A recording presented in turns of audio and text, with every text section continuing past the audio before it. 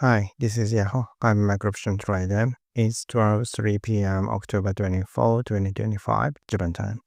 Let's take a quick look at the market. The Nikkei is around 49268 right now.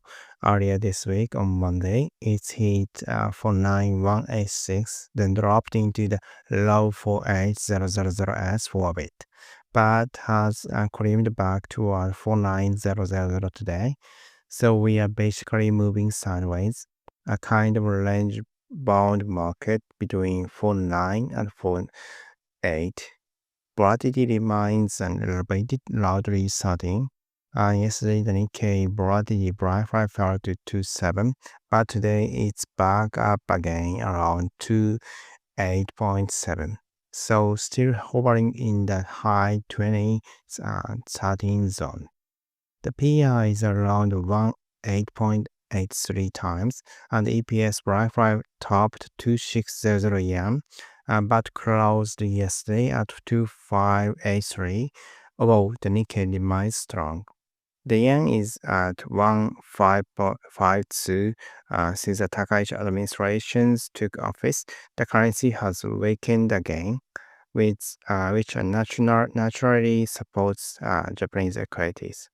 So Japan looks firm for now. In the US, the S&P closed at 6738, moving between 6650 and 6700 this week, friendly similar to Japan's range pattern. Gold dropped about 5% on October 21, then recovered around now trades around $4100. The GBZ Gold Volatility Index is still high, around 26.7, so roughly 25 to 13, just like the equity volatilities. Bitcoin is tuned around $11,000, so across the broad stocks, gold, and crypto, we are seeing small rallies inside high zones. Everything looks strong, but personally, I'd call it an uncertain market. It's not that we lack movement. It's that direction is murky. The U.S. and China tension, the U.S. Russian conflict, the Trump and Putin talks over Ukraine, news flips sentiment day to day, risk on and risk off and back again.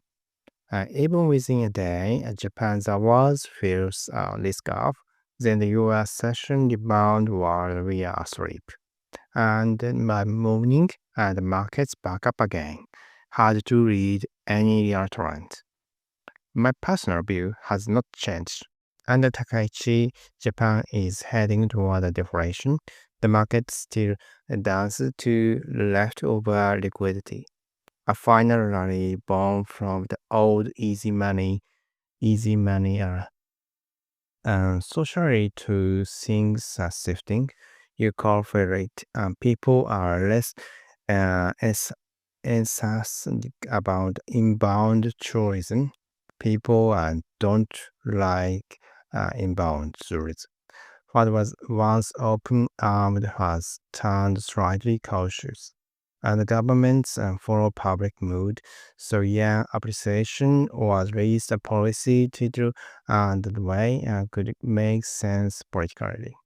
It would cool inbound travel and suppress inflation, both popular goals for the public. Cutting consumption tax seems off the table, so physical tightening feels more likely. Volatility staying high suggests tightening liquidity, and the market depth just is not there. That's something to watch. As for the data, that's been a problem. U.S. economic indicators has not been updated because of the government shutdown. So the real economy is hidden, almost like a social experiment. And what happens when the clock stops? The markets run buried. Right. So I checked Japanese numbers instead, looking at the M2 and adjusting for CPI to get their M2. And Japan's money supply seems to have peaked around 2022 and then flattened and clearly lowering over by April 2025. And that means the monetary money in circulation is shrinking. When BOJ Governor Wada spoke about adjusting the degree of the tightening, even after softening it to adjusting easing later, it probably reflected that the new liquidity was already being pulled back. So if money is shrinking, funds holding on the stock market up, probably saving to investment shift, this account, point investing, and so on. Money that never showed up in Amazon is floating into the market instead. That props stocks up for now. But once the money runs dry, that's the question. With Amazon falling, Japan is clearly entering a deflation target phase. A price cooling, inbound softening, kind of half the globalization. Um, so even with Nikkei around 49,000, I find it hard to see much upside from here. Individual stock look tired.